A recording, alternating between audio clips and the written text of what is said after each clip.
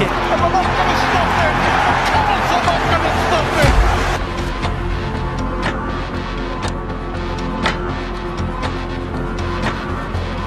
Ash Hanley finishes it off.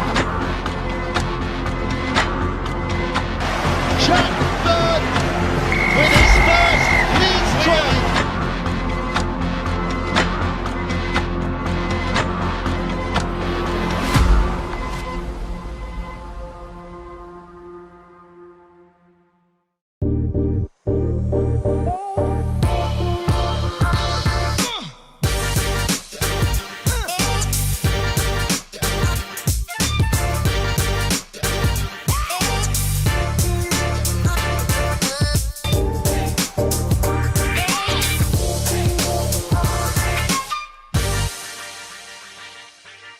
It's Friday, everyone. Welcome along to Matchday Live, your Leeds Rhinos game day preview show, giving you all the insight, news and analysis ahead of every game day. My name's Dan Hawkhead. I'm joined, as usual, by BBC Radio Leeds' Jack Conlon as Leeds Rhinos host Huddersfield Giants at AMT Headingley. It only seems like a short while ago we were playing the Giants, but we are back here taking on the guys in claret and gold as Jim Lenihan takes charge of his first game in charge of the Giants. Jack, it seems like we've almost... we're very familiar anyway with Huddersfield, but it seems such short time has passed but since we were last talking about the players that are involved in the Giants lineup. Obviously, first off, I think the big news is Jim Lenihan coming in and taking charge. What do you expect him to have changed in such a short amount of time with this Huddersfield side? Not a lot, to be honest. I don't think he'll have much time to do so. Yeah, it's a fixture that I think the Rhinos need on the back of that disappointing defeat at Wigan, which I know we're going to go into more, but they just didn't look at any point in control of the game. Against a very good Wigan side, it should be mentioned. Going into this one, they need this sort of game. I think they come in as odds-on favourites, as you'd imagine. Both based on the position in the table, but also the form at the moment, and honestly on paper as well, the two sides, even though the Rhinos have got a couple of players out this week compared to last. So no, I think it's a game they need. As we've said there, the big sort of narrative around Huddersfield is the fact that Jim Lenihan comes in and coaches them for the first time. How involved he will be, I think we're sort of yet to see whether it'll be fully hands-on or a bit more of a watching brief this week to just sort of see what he's got at his disposal. Ahead of that, obviously the break for the Challenge Cup final. It adds an extra little element, I think, doesn't it, to this game, and one that Leeds should absolutely be confident of coming out on the top of. But from the Giants' point of view, it's possibly a bit of a step into the unknown. And of course, off the back of a handful of losses in recent weeks, it sort of rooted them to the bottom of the table. They'll be trying to lift themselves back up and try and put themselves in some sort of conversation to finish as high as possible this year. I'm not saying it's a dead rubber as such, but it's quite difficult when you've lost 9 games so far. Just touching on last week's loss to Wigan, because we had a few comments last week saying about how little we talk about Leeds, so we're going to get right into the nitty-gritty. Just your thoughts on that Wigan game, because Brad Arthur rightfully said at the post-match, he said earlier this week as well, yes, we weren't our brilliant best, but it wasn't a disastrous performance over at Wigan for the boys. It wasn't, no. I think there was a lot of frustration about Leeds' attack and just the way in which, whenever they got the ball, they just seemed a bit almost pedestrian compared to usual, I guess. I think that's sort of symptomatic of a game that they always felt like they were chasing.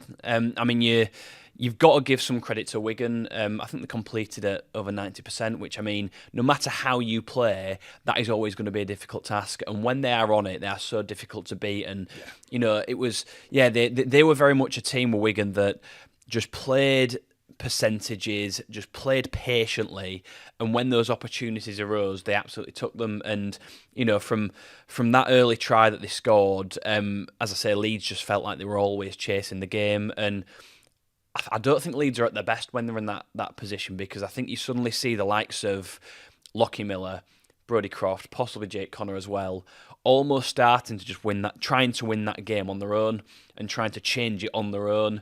And that's not when Leeds are at the best. Leeds are at their best when those three are in sync are very much on the same wavelength and aren't just sort of, I guess, blinkered by this desperate need to just create something to get them back in the game. It almost has become a bit of a desperate act, and I think that's what we saw again from Leeds last week. I completely agree with Brad Arthur. It's not their worst performance of the season. I think we can quite comfortably point to Hull away a couple of months back as that, and he said as much at the time. So I don't think it's panic stations whatsoever after that Wigan game. Are there some degree? Is there some degree of concern about that performance and the fact that if you're looking further down the line this season in Super League, that's very much a game or a matchup against Wigan that could come in a much more important game, a playoff game perhaps, or one that sees both teams, going at each other for table position, possibly. But you'd like to think that further down the line, Leeds might have that bit more composure, and we'll be ramping up for hopefully a period in the playoffs or some knockout football by the end of the year. So yeah, not one to really remember, I guess. A pretty forgettable game from a Leeds point of view, but not one that should really set, panic alarms off in anyone's heads for me. No, but at the same time, it's looking at the games you need to be winning. And of course, we've put ourselves in a really strong position to be in that grand final conversation this year, along with your St Helens and your Warringtons. The games that when it comes to the end of the season, like you say, and we've seen previously in previous seasons, it's your games against St Helens, it's a game against the Wigan that really, if you put out your big performances, do tend to, when you look back on the grand final wins or the seasons where we finished really strongly, actually, we have got a result against one of those strong teams. And, with a week off next week, we bounce then into St Helens. So really, it's after this week's game, not just totally discounting the Giants game coming up, you have got to be looking at beat Wigan or get a result or put up a good performance against Wigan. We haven't done that. There's a little bit more emphasis now that we do that against Saints, would you say? Yeah, and I think that performance against Wigan, the fact that it was sort of talked about beforehand as, again, another one of these tests of where Leeds are really at right now as a side, when it comes to mixing it with, some of those top six clubs and the clubs that will probably be in and around, come sort of late August, September, October time.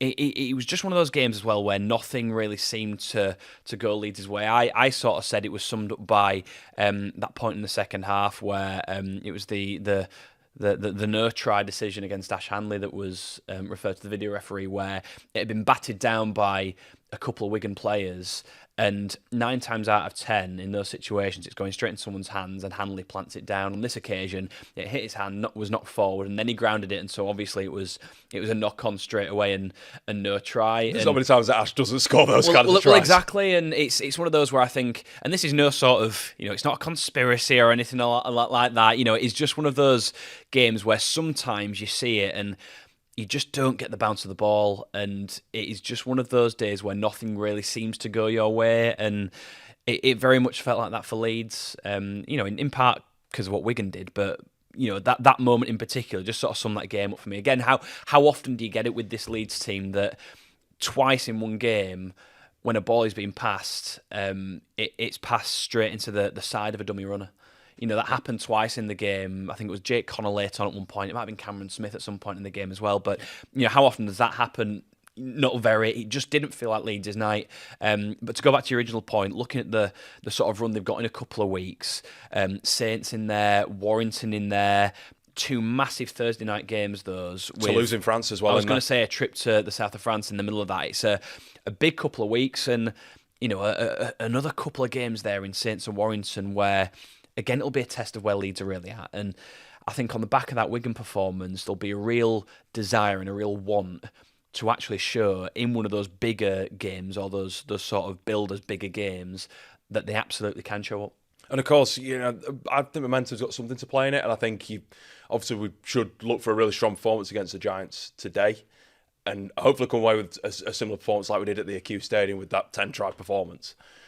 You bounce then into a week off and then into St Helens. So there's that little bit of broken time. Granted, St Helens will be absolutely the same, won't they? They're not in the Challenge Cup final this week, but I think that maybe played a little bit to Wigan's hands as well. They were able to bounce off a brilliant win and saying that against Saints in their semi-final. But looking at the Rhinos' performance as well off the back of it, Lachie Miller, obviously without him now for the next 3 games, so that he misses today's game, he misses St Helens, and he misses the trip to Toulouse. Without looking at Man of Steel charts, but it really does say he will be a big miss, won't he? He will, yeah, and I think you can see it, week to week, just how influential he is. As you say, there he was named in the, as the sort of man in the Man of Steel running by the panel a few weeks ago when when that was aired and that was shared around. It's been really interesting actually, just seeing some of the rhetoric around Lachie Miller since that Man of Steel panel. Because a lot of people pointing out that he's not scored many tries this season, which is a very fair point. He scored 1. Exactly, 1 try in the entire season. Against Huddersfield, by the way. Against Huddersfield. Which maybe is, he won't play this week, but maybe that's a good omen for Fergus McCormack, who will come in his place, who we'll talk again more about shortly. But I think if you watch him week in, week out, when he is playing for Leeds, and some of the work that he does... Yes, his try-scoring records might not be similar to like a Tristan Saylor or a Jay Field or a Jack Broadbent, etc. But the work he does is just unbelievable. I think he's topping the charts for metres now in Super League. He's surpassed Charlie Staines, who was fired out of the blocks for Catalans. He's carried on that same form that he did last season. He's so influential when it comes to both sides of Leeds' game. In attack, he really links up well with Connor and Croft when they're on. Some of the best performances we've seen from Leeds this season wouldn't have been possible without the work that Miller does. But then equally in backfield as well, he's probably one of, if not the best returner of a ball in the league. Just when it comes to simply the yardage that he makes up once he's caught it, and then just trying to ask questions of the defence straight away. Again, 90% of the time, he'll return that ball and be tackled straight away. But on those few occasions where he manages to find just the smallest of gaps or that little opening, how often have we seen him exploit it from deep? And he's to say, I think when you look at his Leeds career, he had some real critics in his first season, and rightly so, because as has been pointed out by others, he did look like a rugby sevens player still trying to adapt to rugby league. It's nowhere near the case anymore now. He's a fully integrated rugby league player who very much has learnt the trade on the run in the past couple of years, while still trying to sort of keep up and have an influence on this Leeds Rhinos side. And he's such a solid player now. One of the first names on the team sheet for Brad Arthur probably, and very influential. So he will be a big miss, I think, particularly in that Saints game. That'll be a big test of Fergus McCormack if he keeps that shirt after tonight. So he will be a big miss, Will Miller. But as I say, I'm very much looking forward to seeing what young McCormack can do. Absolutely, and it is a brilliant segue to take us into our team news. So that's just dropping up below as a 21-man squad's just 2 changes for Leeds. Lachie Miller obviously dropping out. Tom Holroyd as well with a back injury. He's unavailable this week. So 2 younger players in Jacob Hardy and Zach Lloyd come onto the bench. But I feel like Brad's kind of his chances are anyway, and said that Fergus McCormack will come in for Lachie, and Presley Cassell, who's been playing lights out rugby in the reserves competition, played really well for the Giants, may I also say, for Bradford earlier in the year, all come into the pack. It's good to see those 2 young players. We've talked a lot about our young players and the young players of the competition. Here are just 2 more to add to our conversation who are going to elevate this Leeds team tonight. If Fergus McCormack can have a great game, it's good for him.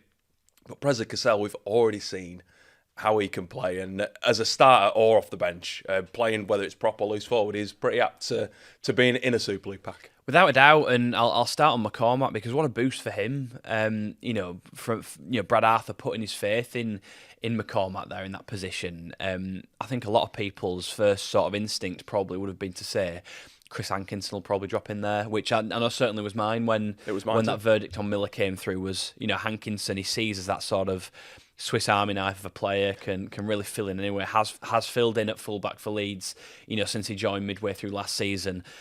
Surely he'll be the man they put there, but no, he came out, didn't he, in his press conference, Brad Arthur, and sort of nailed his colours to the mast in that sense and said, no, we'll play Fergus this week. So, I mean, straight away, what a boost for him to have your head coach who does have other options saying, no, you're my man this week, and very possibly for the next 2 weeks as well.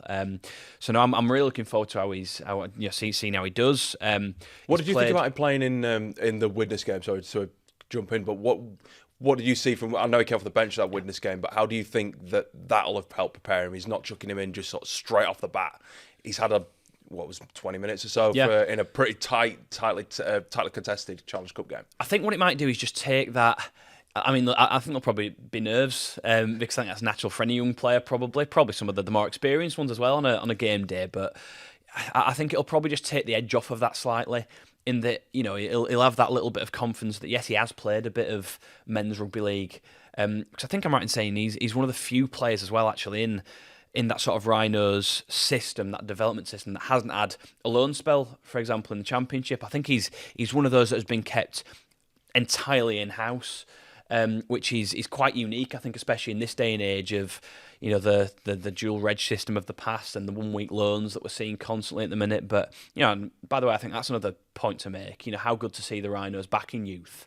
Absolutely. I know the whole sort of 1 week loan system has been a big topic of conversation on the other side of the Pennines recently with Saints and Wigan and everything that sort of went on there with, Bill Leyland and, that brace of tries he scored in their derby and some of the comments that came after the Challenge Cup semi-final as well. So but it's good to see Leeds back in youth and not taking that option to maybe look in the market at players they couldn't have for a week or whatever. But I'm really looking forward to seeing how he goes. Interesting that he's played a bit of fullback this season because I mean certainly from my perspective, having kept a bit of a brief eye on the academy and the reserves, he's always played as a half. Yeah, he's always played as a half. Alongside a George Brown or a Jack Sinfield when he was at Leeds, a Harry Smith as well, who's another bright spark in that Leeds academy. Did well at Salford, I think, as well, a week or two ago on loan. So he's always been mainly in that conversation. But this season, they seem to like him at fullback for whatever reason, whether that gives him a bit more freedom, how much they're actually trying to maybe mould him into a bit of a Lachie Miller role, perhaps, who just has that sort of that freedom to go seemingly where he wants an attack and just sort of chime in as and where he feels. So no, it'll be interesting to see how he goes, and I do think it's a good game for him to be thrown into, particularly when you look at having Saints on the horizon. I think if it was Saints, then I don't know if that might have changed Brad Arthur's mind a bit on who he goes for at fullback, whether or not he goes with a slightly more experienced pair of hands in Chris Hankinson. But in a game like this, again, no disrespect to Huddersfield, but in a game that realistically should be a better or a more simple task, I guess, is probably the way you could put it. A game in which Leeds should be winning, and most people would probably see them as see it as a game they should be winning. I think it's an easier game to put a player like that into than a Saints in a couple of weeks' time.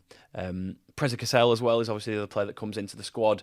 We know a bit more about what he offers and what he brings. Had to be patient this season, hasn't he? He's been 18th man, I think, for most games. Got that run in the reserves last week. It's going to be his first appearance. Should he be in the 17th? So his first appearance is round one against Lee. Against Lee, well, exactly. I think that sort of says everything you need to know. Again, just about how consistent this Leeds team has been. But yeah, I mean, those two players coming in, and I think certainly from Cassell's point of view, that's a pretty simple fix with a middle out or a forward out. He's probably your first point of call. Particularly with Ethan O'Neill and Jeremiah Matauti are still out on their loan spells at Hull as well. Obviously, they'd be options if they were sort of still in and around. But Cassell, I think, having been on the periphery of the squad for as long as he has been, is probably your easiest bet there. So, yeah, I think the other thing as well, McCormack coming in means you don't have to change your systems too much. It is a like-for-like replacement, which again I think always helps in those sorts of situations when if you're then moving other players around, it has a different sort of effect on other areas of the pitch and other areas of your team. Whereas if it's just one, literally like for like in that sense, it sometimes is the more simple option to go with. So no, it's two players that clearly a very, very highly thought of, and I'm looking forward to seeing on. I'm absolutely looking forward to him as well, because having seen both of them come through scholarship, it's really great to see them as just as players, just now absolutely flourishing and showing those qualities like you've already touched on that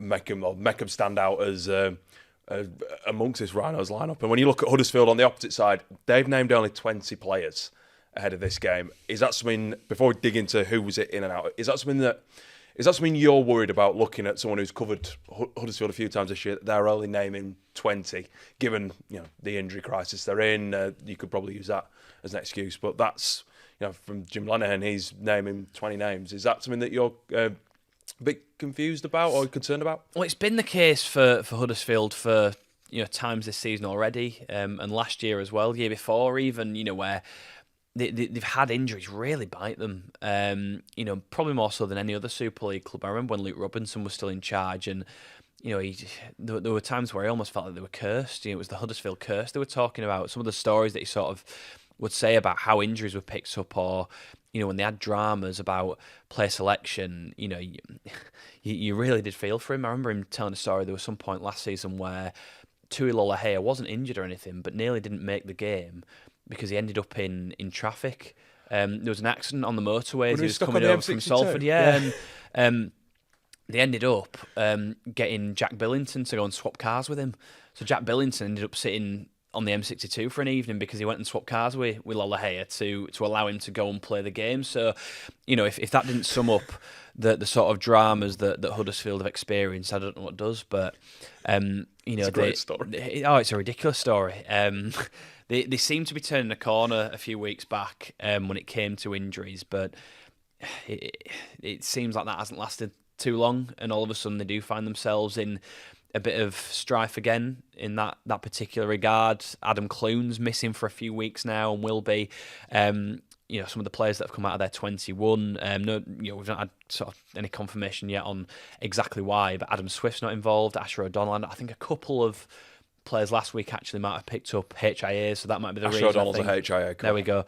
Tane Milne as well, not available. So there's they're having to swap and change, and this is the first time in, I guess, a few weeks where Leeds have had to, make two changes to a 17. Obviously Harry Newman came in for Jack Bird last week. Prior to that, as we've discussed, a few weeks back, Leeds had the luxury, I think, of going 4 or 5 games with the exact same 17, which is a stark contrast to a Huddersfield who have spent a good 24 months now constantly swapping and changing. And in key positions as well. Niall Evans spent a good chunk of time out. Then George Flanagan got injured. So they had to switch players there. They've had, so many changes in the halves. And again, I've had that in the past couple of weeks because Ollie Russell had to deputise for Adam Clune. So they've just had no consistency. And, I think that is in part the reason why they've struggled so much, is because they've not been able to properly build those connections and those bonds on a week-to-week basis, because they honestly don't know, I guess, on a Monday morning who's going to be playing at the weekend. And when you look at, I've provided a little bit of defence as well in that, looking after the Wigan and York wins. Yes, they lost big to Leeds, but since then, 30-point losses to Lee and Warrington, lost to St Helens last time out. They're not, especially Saints and Warrington, their teams that are looking vying for the playoffs. Lee look to be very resurgent at the minute themselves. So not easy games at the same time. But it's funny we're talking about Fergus McCormack coming in and the Leeds young players coming in. Huddersfield have done exactly the same, but in such a different scenario, because Lewis Jagger coming in last week. Yes, he plays in the outside backs, but that's still very different to coming off a reserves game and coming into there to fill in for, whether it was Adam Swift, whether it's for Milne, whether it's for Gagai. There's only so many players that have actually been ever present in this Huddersfield team this year, and it's not many. So it's tougher for those younger players to come in and feel settled and have that impact. It is, and actually, just on Lewis Jagger, he was an interesting one to watch last week. I did the game for Radio Leeds last Thursday. It was against St Helens, and he had a bit of a mixed night, did Lewis Jagger. He coughed up the ball in the first half, which gifted Saints a try almost. And you sort of think at that point, he's a young kid. He's still a teenager.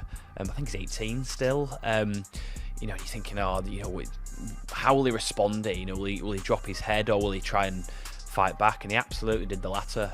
Made some really, really big tackles, some really important defensive moments for Huddersfield, did Jagger, and he was a surprise selection as well, I think, for a lot of people, because they had Tane Milne on the bench, but I think they've shown in recent weeks that they've preferred, when he's been available, to play him as a back rower off the bench. So that's where they certainly see him fitting. So yeah, Lewis Jagger got that chance, and I think he probably came out of last week with a fair bit of credit, despite one or two errors, including that one that led to a try. So, but yeah, it is so tough though.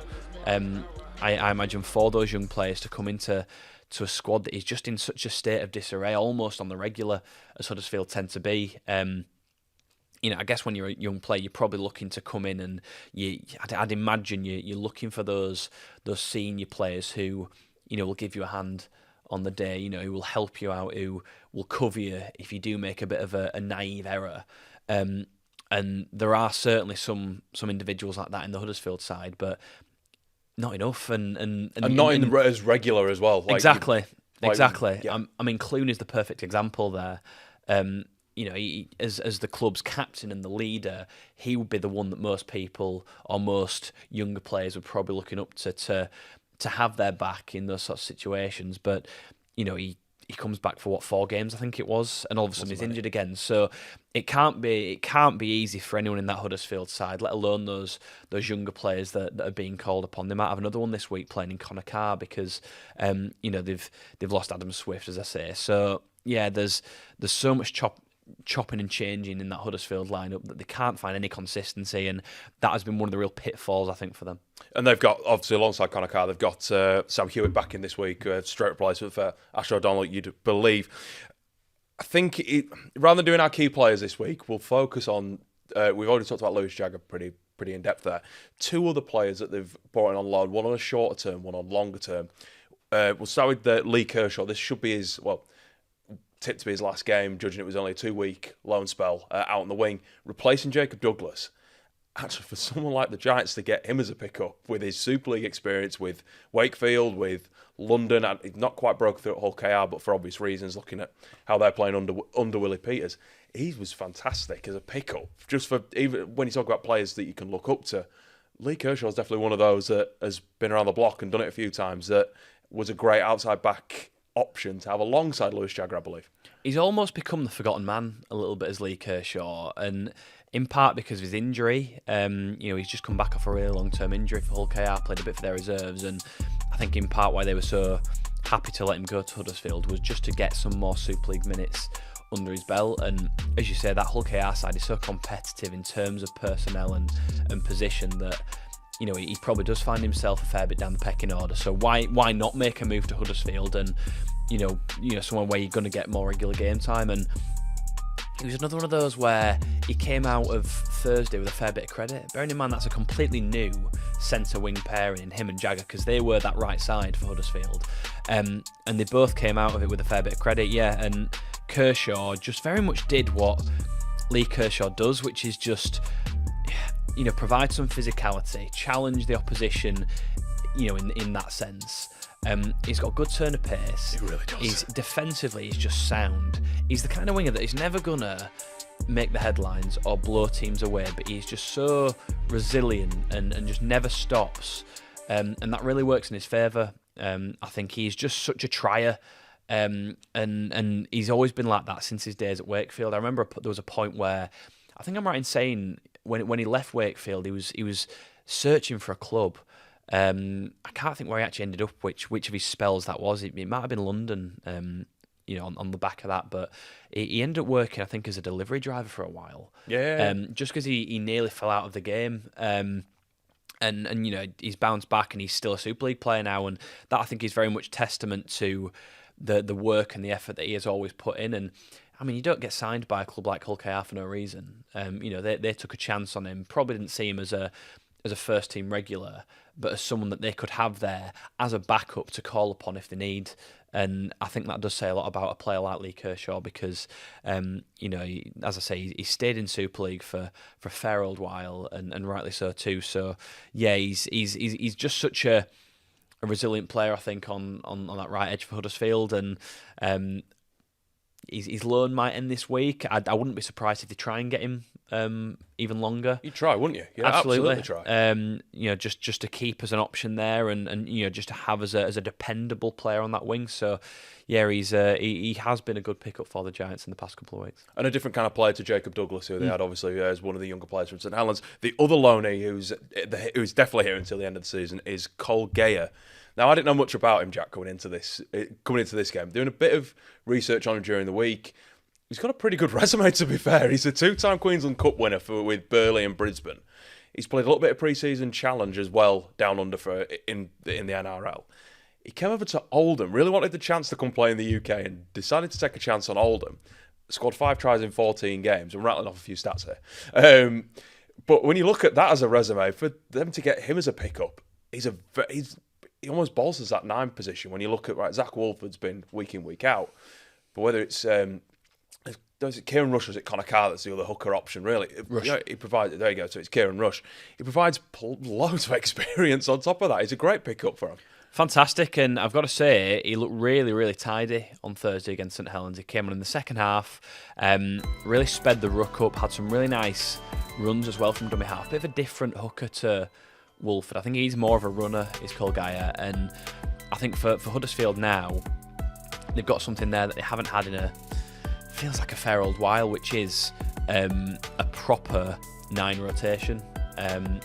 Because I think that, provided they both stay fit, that is their starting and bench 9 for the rest of the season, and for good reason as well, because I think they offer something different to Wolford and Geyer, and are both threats. But I thought that myself. I thought he was a really good pickup when they signed him from Oldham. I think he has been one of Oldham's finest players this season, and Oldham have had a really strong squad all year. They've sort of been to an extent in recent weeks, seemingly a victim of their own success almost, because they've lost Cole Geyer to Huddersfield, they've lost Riley Dean to Bradford as well this week. So, they're seen as a side that are doing well and are trending well.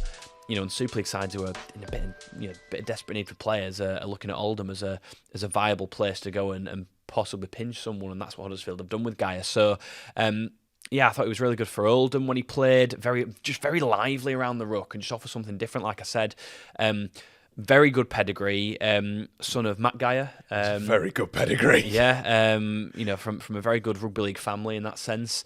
He was Melbourne Storm, wasn't he?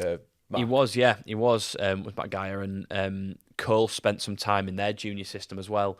When he was coming through the grades and playing in the Queensland Cup as. He was in that Melbourne system still. So you think about some of the players that he's probably worked in and around. Harry Grant, you'd imagine looking back at his time in Australia, he's probably worked a bit with Grant, and what better player in this day and age of rugby league to be learning from as a hooker? Probably the number 9 of the Premier number 9 of the world rugby, the best in the world. So it's not a bad player to sort of be keeping an eye on and training alongside, is it? And yeah, I think he's a really good signing. He was actually when we talk about players to sort of pick out and who could be key for Huddersfield, he was actually one that I did pick out and thought, what he could really have an impact on this game. If we get to a point in the second half where some of the middle forwards on both sides are starting to tire, you inject someone like Cole Geyer. Similar to how at times we've seen Danny Levi come off the bench for Leeds this season, just adds that bit of zip, that bit of pace. Speeds up the ruck, forces the opposition markers to still be really wary and possibly expend a bit more energy, just, if nothing else, being aware of what this hooker could provide. I think Geyer is in a relatively similar mould.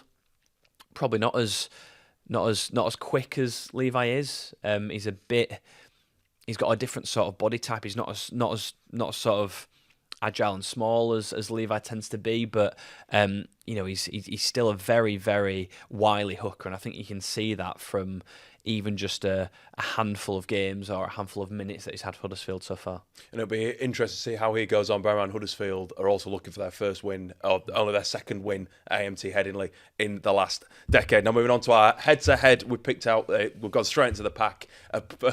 One player that's definitely familiar to you Rhinos fans, another player that we have talked about previously when we covered this, we did Matchday Live for the away game. Keenan Palacia up against Tristan Powell. Starting with Palacia, he's basically in the top 20 of Super League for quite a lot of the key attacking metrics when you look at his carries and his meters, and that's where his game is, isn't it? He's a real...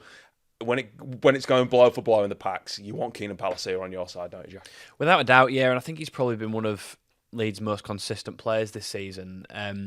Even in those games where they've perhaps not been brilliant or performed to their optimum level, I think Palacio still has those high standards and has shown that.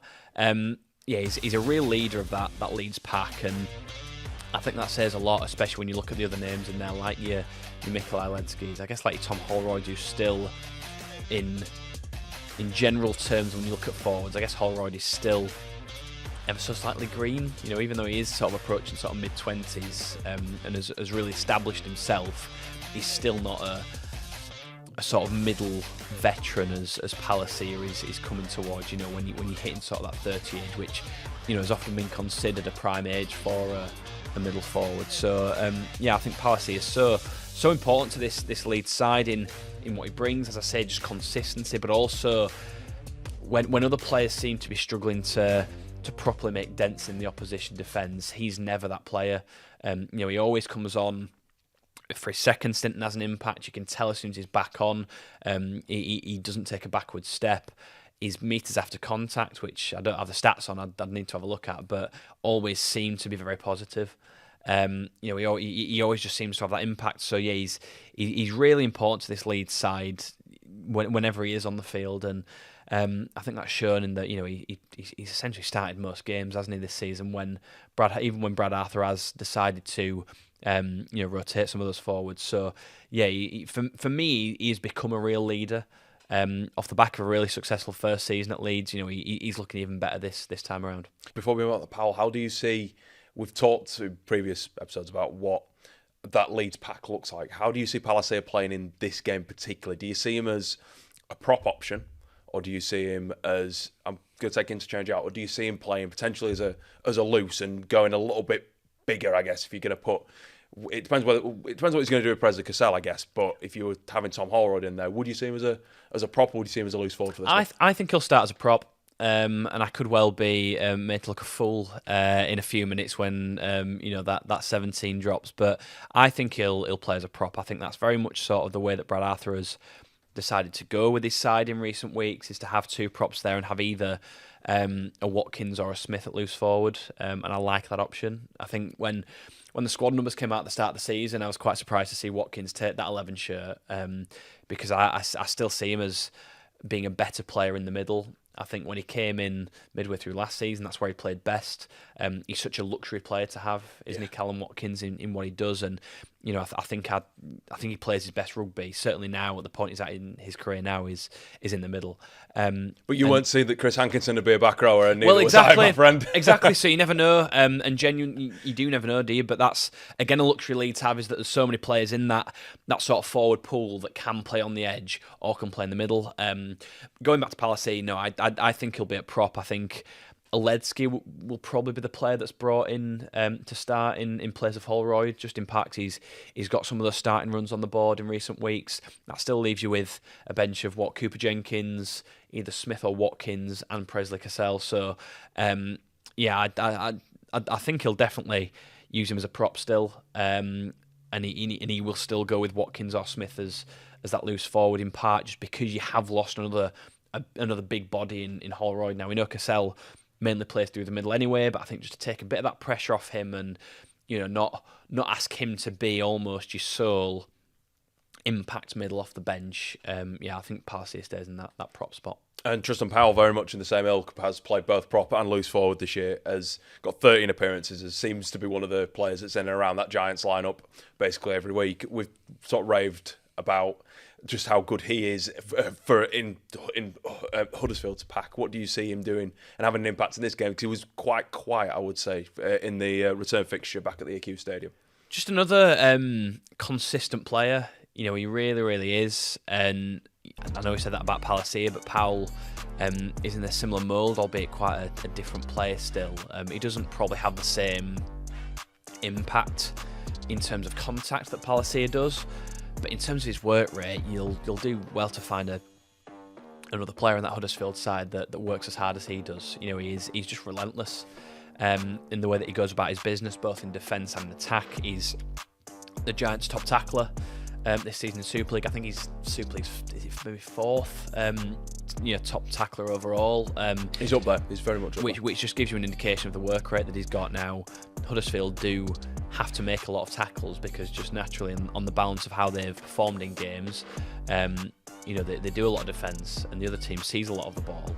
But the likes of Powell are the kind of players that probably when you're looking at a psychological point of view, keep that mentality up and keep them within a chance of a game, just simply through the work that he does. Trying his best to negate what the opposition can throw at them, and it doesn't often, or it doesn't always come off in that way. But I think regardless, you need those toilers in there, and I think Powell very much leads the way for Huddersfield in that sense. So yeah, he's another one that's been a really good pickup for them that has never played an RL, by the way. Again, funnily enough, came through the Melbourne Storm system.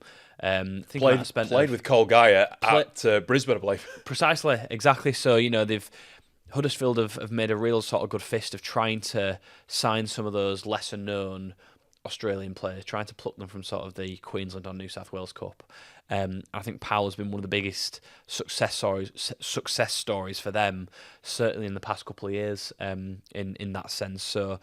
Yeah, he's been a really, really good addition, having not been particularly well known when he first came over last year.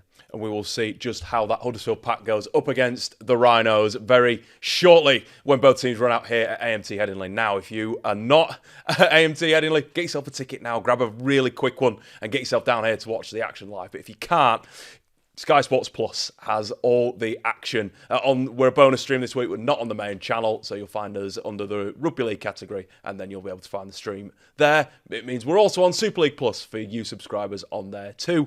In terms of radio coverage, we only send you one way, and that's to our great friends at BBC Radio. Leeds Jack, I believe James Dayton is here on Friday night. He is, yeah. It's JD and Barry Eaton, who are your commentary team for BBC Radio Leeds. That'll be on all frequencies and online as well on BBC Sounds online worldwide. Coverage starting at 7. Well, make sure that you are tuning in at 7 o'clock. Now, you might have noticed that we're on a little bit earlier than usually scheduled. That is because our reserves are in action against Castleford very shortly, and we're bringing that live to you if you're a Rhinos TV Plus subscriber. If you're not, quickly sign up now, $5.99, and you can watch all the action as the young Rhinos take on Castleford. So thank you to Jack, thank you to myself, and we will see you next time. For you guys watching the live stream, we will see you on the other side.